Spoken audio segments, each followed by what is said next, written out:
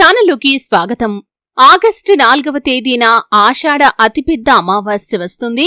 అయితే అది ఆదివారంతో కలిసి వస్తుంది. ఈ విధంగా ఆషాఢ అతిపెద్ద అమావాస్య ఆదివారంతో కలిసి రావటం మూలంగా ఈ రోజుకు చాలా విశిష్టత ఉంది. అయితే ఈ యొక్క ఆషాఢ అమావాస్య రోజు గుమ్మానికి ఇది కడితే కనుక 2 నిమిషాల్లో మీ దరిద్రం అంతా కూడా పోయి కోట్లు వచ్చి పడతాయి.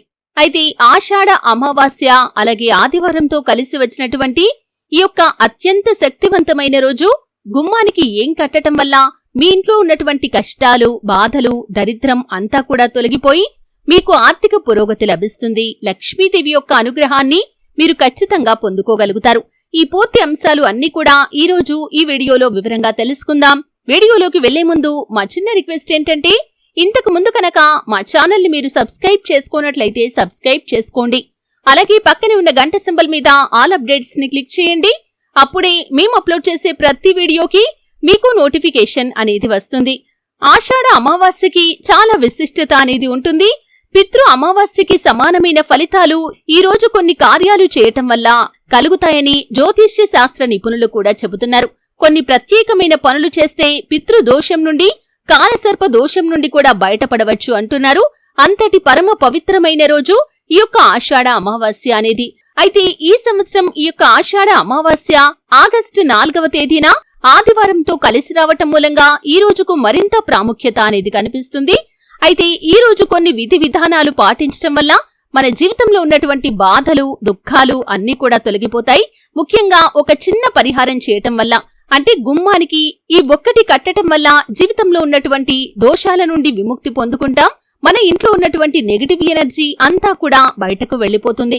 అలాగే కొన్ని ప్రత్యేకమైన పనులు చేయటం వల్ల పితృదోషం నుండి, కాలసర్ప దోషం నుండి కూడా బయటపడవచ్చు. ఎందుకంటే అమావాస్య తిథి అనేది హిందువులకు ప్రత్యేకమైన ప్రాముఖ్యత కలిగిన రోజు. అందులోనూ ఆషాఢ అమావాస్య అనేది చాలా ముఖ్యమైన తిథి. ఈ రోజున చేసే దానం కావచ్చు, స్నానం కావచ్చు, చాలా ప్రాముఖ్యతను కలిగి ఉంటుంది. శాస్త్రాల ప్రకారం ఆషాఢ మాసంలోని అమావాస్య రోజున మరణించిన పూర్వీకులు తమ కుటుంబ సభ్యులను చూసేందుకు వస్తారు. అందుకే ఆషాఢ అమావాస్యలో కొన్ని పనులు చేస్తే పితృ అమావాస్యకు సమానమైన ఫలితాలు లభిస్తాయి.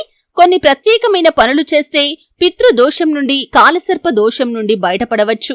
ఈ రోజు ఉదయాన్నే స్నానం చేసి పూర్వీకులకు తర్పణం చేయటం ఆనవాయితీ. పూర్వీకుల పేర్లతో దానం చేయాలి.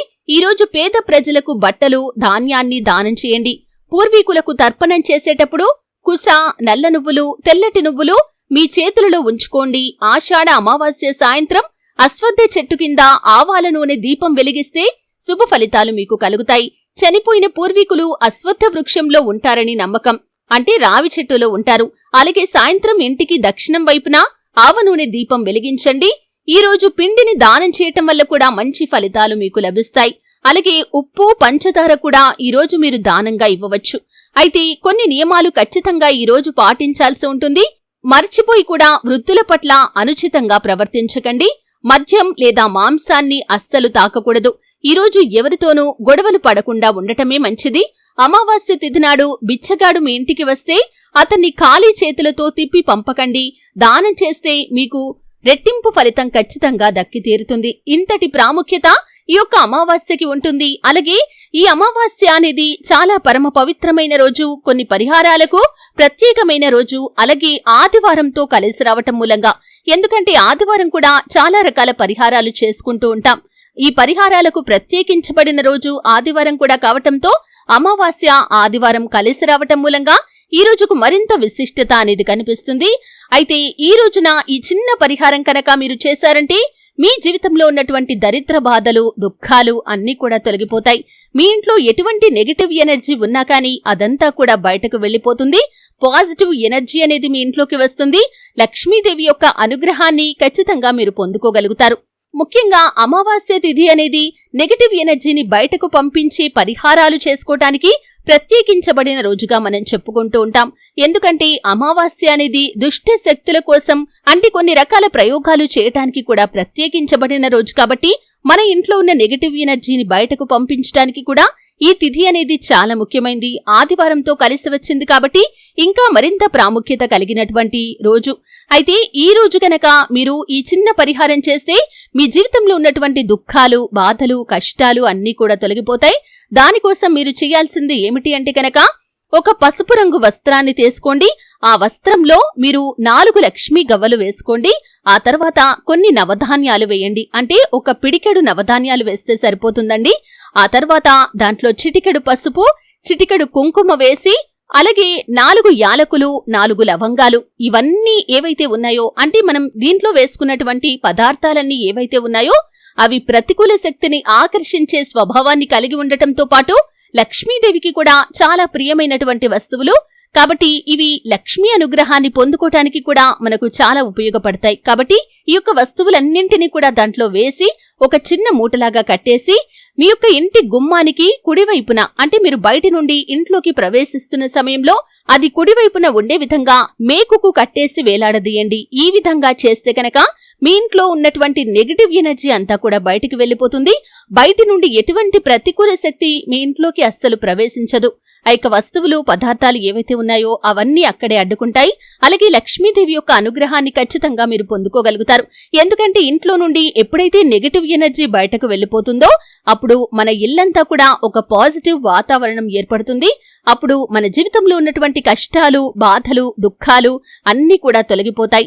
ఈ విధంగా కనుక ఇంటి గుమ్మానికి ఈ యొక్క మూటను కట్టేసి అమావాస్య తిథి వెళ్లిపోయిన తర్వాత సోమవారం రోజు ఉదయం లేవగానే ఆ యొక్క మూటను విప్పేసి నిర్జన ప్రదేశంలో కావచ్చు, లేకపోతే మీకు ప్రవహించే నీరు అందుబాటులో ఉంటే ఆ యొక్క నీటిలో కావచ్చు పారవేసిరండి.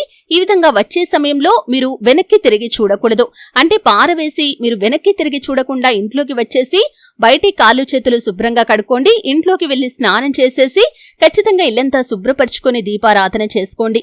ఈ విధంగా కనుక మీరు చేశారంటే మీ జీవితంలో ఉన్నటువంటి కష్టాలు, బాధలు అన్నీ కూడా తొలగిపోతాయి. అపారమైన ధన సంపద మీ వశమవుతుంది. మన ఇంట్లో నెగటివ్ ఎనర్జీ ఉంటే కనుక జీవితంలో అనేక రకాల సమస్యలు మనల్ని వెంటాడుతూ ఉంటాయి. ముఖ్యంగా ఆర్థిక సమస్యలు, అంటే ఉద్యోగం సరిగ్గా రాకపోవటం, వచ్చిన ఉద్యోగంలో మనం ఆశించిన ప్యాకేజ్ లభించకపోవటం, కుటుంబంలో ఊరికే కలహాలు, తగాదాలు, అప్పుల ఊబులో చిక్కుకొని పోవటం, అలాగే మన జీవితంలో చాలా రకాల కష్టాలను, నష్టాలను మనం చవిచూడాల్సి వస్తుంది.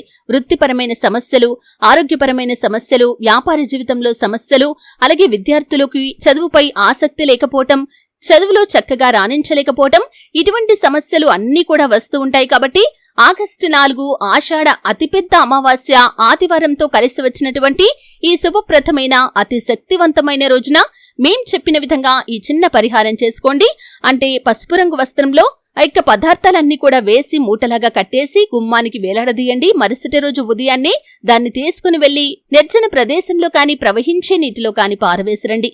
ఈ విధంగా చేస్తే ఇంట్లో ఉన్న నెగటివ్ ఎనర్జీ బయటకు వెళ్లిపోతుంది. లక్ష్మీదేవి ఖచ్చితంగా మీ ఇంట్లోకి అడుగుపెట్టి కోట్ల వర్షం మీ పైన కురిపిస్తుంది. మీకున్న డబ్బు సమస్యలు, అలాగే మీ జీవితంలో ఉన్నటువంటి ఇతరత్రా సమస్యల నుండి మీకు ఖచ్చితమైన పరిష్కారం లభిస్తుంది.